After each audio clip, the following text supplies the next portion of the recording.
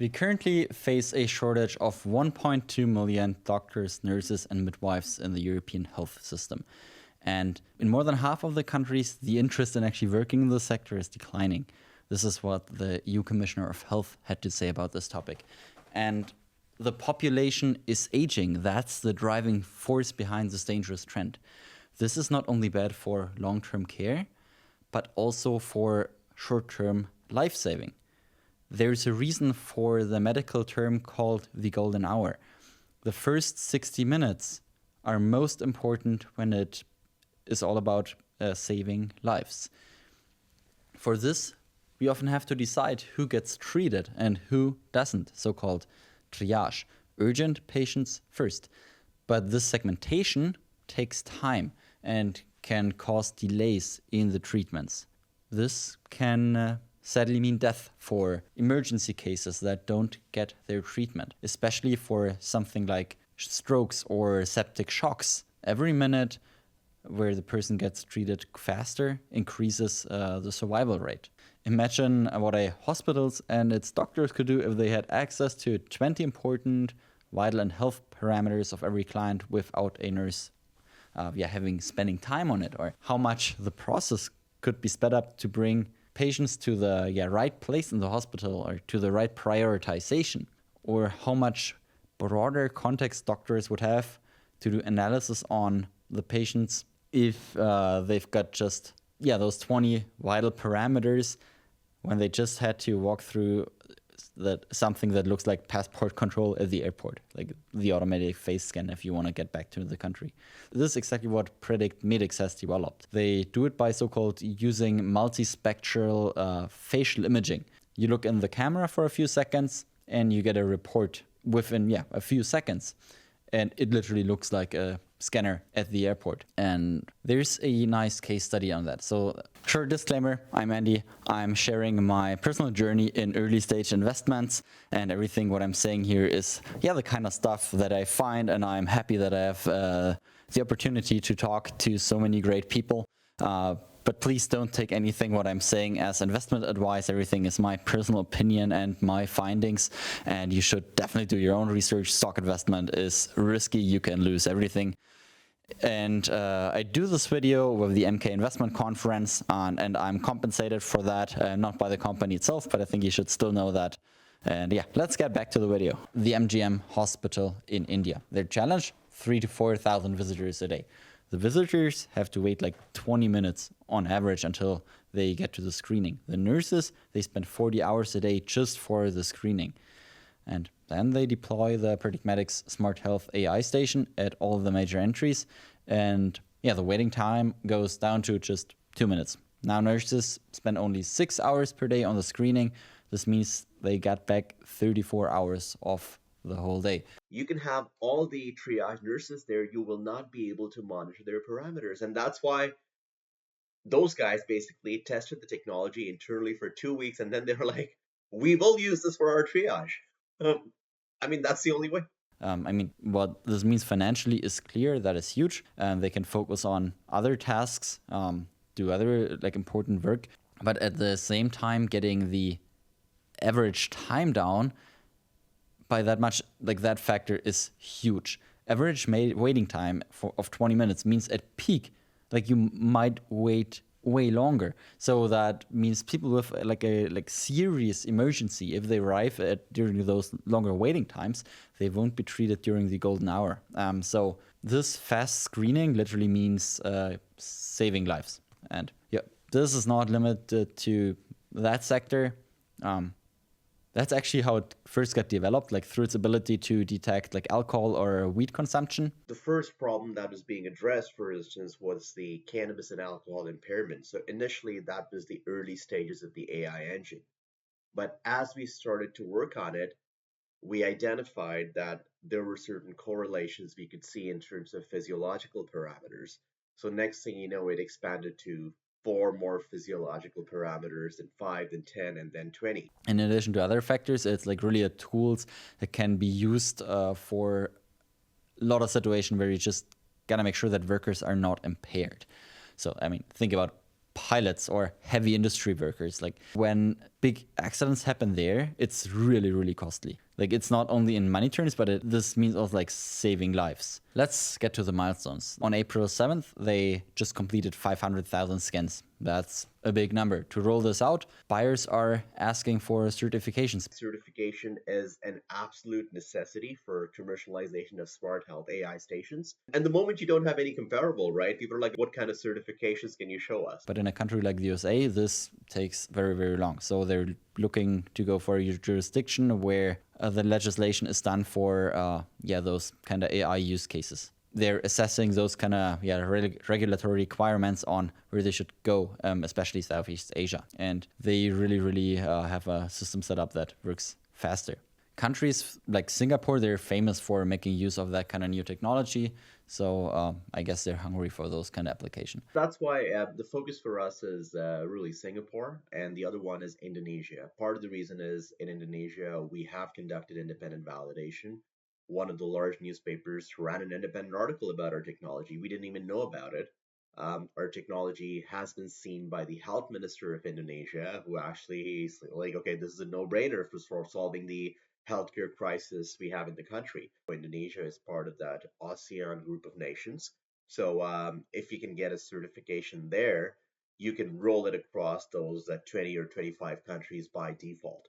So, but what else has to happen that PredictMedix can start writing their first invoices for those stations? The AI software that they've built in the back has other use cases. So they have two more products in the pipeline. The one is a software as a service solution for clinical trials and a consumer app. I personally like the idea a lot of the app, like using the algorithms that they've built for personal use. So you can compare like how shit-faced you get or like how high you are. Like I personally don't smoke, but I think that's pretty interesting. But it's crazy to roll out like to end consumers. So I think the SaaS is really interesting though. To all of the people that have conducted scientific work, like the biggest part of actually getting the stuff done is learning how to write that code. And most of the stuff is like, it's wasted on such stupid things that are so important that you can just, run the one line of analysis. So right now, when they're planning any clinical trial, you got to get a whole bunch of clinical research scientists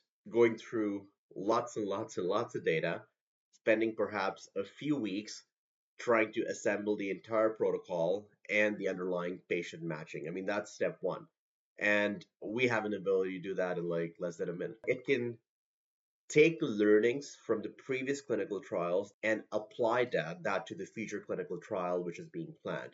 And that also leads to optimization of the success rate because we always tend to have our biases. And this is really where the software is speeding up the process and you don't have to do all that work that just takes time. So, and they offer real time. So that literally brings that onto a whole nother level. Like you can't usually do that if you're not like deep into tech. And this, how I understand this whole thing, the software basically is taking away the barrier. Like it enables like more people to basically get the studies done, and it enables them to literally focus on their real job and not learning how to write those line of codes. It basically, enables one person to do the job of 10 or enables a person to do analysis that weren't feasible at all before because the person just like wouldn't know how to do it or wouldn't have the time for it. So let's get to the milestones of the SmartHealth AI Station. They got the proof of concept with the MGM hospital. But what are the next step for actually getting into producing revenue? To me, it's pretty clear. We've got the big milestones, for SmartHealth AI Station, 6 to 9 months until we basically can see close rates of all the leads that are getting in to implement those stations. For the SaaS solution, we hopefully have the countdown ticker starting soon. That the companies start testing it out. So that also like gives us a range of I think we then could start seeing things in like 3, 4, 5 months on that side too. It's waiting, and then hopefully it's gonna get very exciting. Waiting and I would say dissemination of incremental developments leading us to that point, right? What's your background that you kind of got like involved in those projects? So again, I was a professor at the University of Ottawa Medical School. I was a scientist with the National Research Council of Canada. Prior to that, I was a Banting Fellow working with stem cells, and I was one of the 23 recipients in clinical research from all over the world. Everyone thought, you know what, this guy, yeah, he's going to become a professor, he's going to become a head of the department, and then he's going to move down that road. But once you get into that academia, university, hospital cycle, it's more about, oh, what we care about is our grants, peer-reviewed publications. The passion where it all started was with a different mindset. I learn all this, I bring my expertise, and perhaps we can truly solve problems that are plaguing the world. I actually just said goodbye to the head of the department. And in parallel, there were a lot of developments that were happening in data science that were not being integrated in healthcare. In Canada, in particular, at that time, cannabis was being touted as the next big issue. So I'm like, how about we take the understanding that I have from the healthcare and health research domain, bring in expertise from data science, AI, ML, try to merge it together and try to see what can be developed, which is futuristic, but at the same time, it solves a problem which is not being addressed. That's all good and nice, but like, do they have the money to get it done? So cash and milestones.